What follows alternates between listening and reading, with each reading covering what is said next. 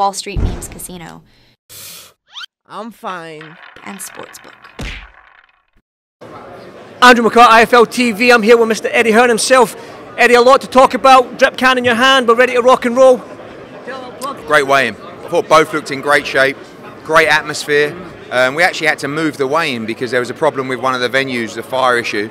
So we're crammed in here with a lot of people couldn't get in, but amazing atmosphere and just a taste of what we're going to get tomorrow night.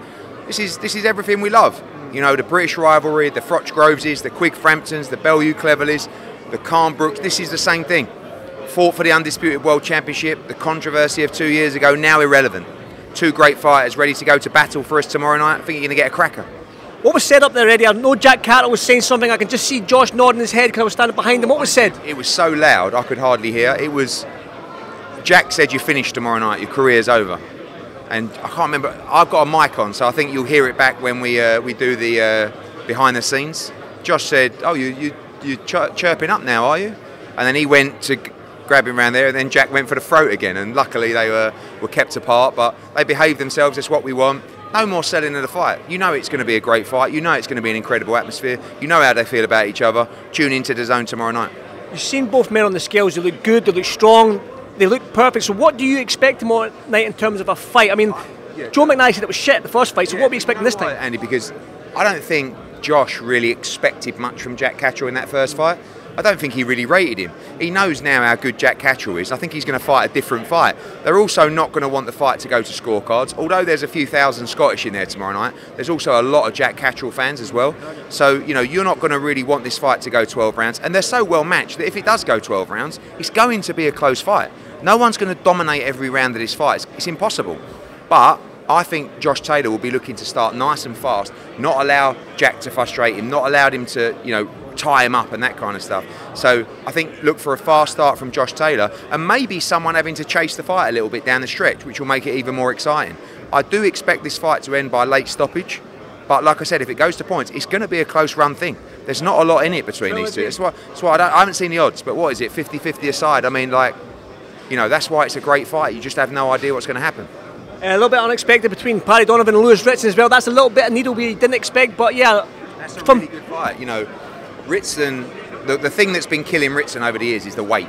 First at 135, then at 140. Like, when he was in his prime at 135 and he was making a weight fight, he was absolutely bulldozing everybody. So, like, it's just a situation where, you know, now he's getting a little bit older, he's getting a little bit longer in the tooth. He really needs to be a little bit sturdy, and especially against Paddy Donovan. Look, there's no way, he said it himself in the presser, there is absolutely no way that he can outbox Paddy Donovan. Like, it's impossible. So he's got to sit on his chest, he's got to walk him down, he's got to make it tough for him. You saw in the last fight with Paddy Donovan that when it got tough, Paddy, you know, unravelled a little bit. He didn't have much of a camp for that fight, but Lewis Ritson is also a lot better than the previous opponent. So I'm looking forward to see how he can react under pressure, but ultimately it ain't going to be an easy night, but it's a big moment for Paddy Donovan. And by the way, look out for Cully against Patera. It's a very tough fight. Chef Clark as well, Ellis Zorro, I mean, he's still dangerous. Don't go off that Jaya Pataya fight. That was a one-round blowout. Do you know what I mean? Yeah. Sometimes you catch cold, but this is going to be a tough fight as well. Look, this is a British Cruiserweight Championship. This isn't a World Championship fight, so this is the level. Ellis Zorro is a very good British level fighter. Do you know what I mean? So don't expect him necessarily to go in there and beat Jaya Pataya, but expect him to compete at this level. I think Chev's a world-class fighter. I think he wins, but this is going to be a tough fight tomorrow night. Eddie, the news from last night, Ryan Garcia's B sample came back and that ostarine was found in his B sample as well. Your initial reaction when you heard the news last night? Expected. You know, you never really see a B sample come back negative when there's been a positive on the A sample. Sometimes it can happen if there's a contamination in the labs.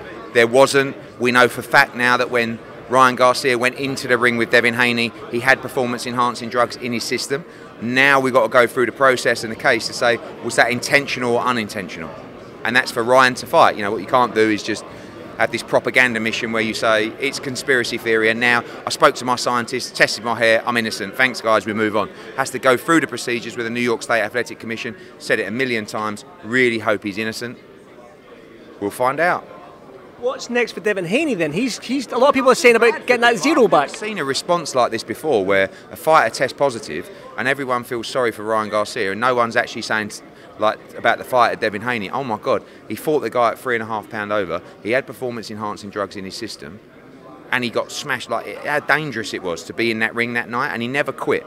He always showed heart. So look, the fight will definitely be a no contest. It's just whether that's a disqualification or a no contest or whatever's going to happen. But you know, Dev, I think the rematch is massive, but also he's got to deal with Sandor Martin. I think that's a good fight for him at this stage in his career to come back to. Tough fight as well.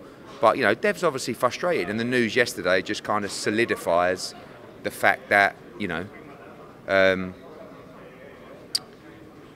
it was in him. And he had to face a man who had that in his system. Obviously, what do you make of Ryan Garcia saying that he'll never make another dime out of boxing? He's leaving boxing because of this conspiracy theory. I mean, you said yourself there, you've not seen anything like this, but a lot of people are jumping on Ryan Garcia's side. So what do you make of all that? Mad, really. Like, look, he can be innocent. I've said it before, I hope he is. But it's still, the fact remains, he had that in his system when he boxed Devin Haney. So, like, you can't have a go at Devin Haney. You should be saying, wow, Devin, you had to fight a guy who had all those advantages and you never gave up. You kept on battling away, you know, so respect to him. The big £100 million news, you had me and Joe Pugh last night talking about this. I shouldn't have done that because everyone, like, I actually had stadiums messaging Frank Smith saying, why didn't you talk to us about this event? And obviously, yes, I am playing in Soccer Aid June the 9th. Prepare to laugh, especially when you see me in the full kit wanker. Prepare to be shocked by my unbelievable skills because, you know, You're talking a good game. awful. Worst player in history. But we'll have some fun raising money for charity. Glad to be a part of it. And Tony Bellews in goal for the rest of the world.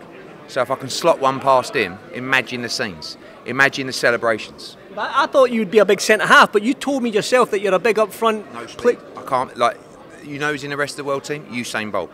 Imagine if they put Usain Bolt up front, yeah, and I'm centre-half, and they knock one through. I mean, I've just got to rugby tackle him, take him out or whatever, but, yeah, looking forward to it. Nice event to be a part of.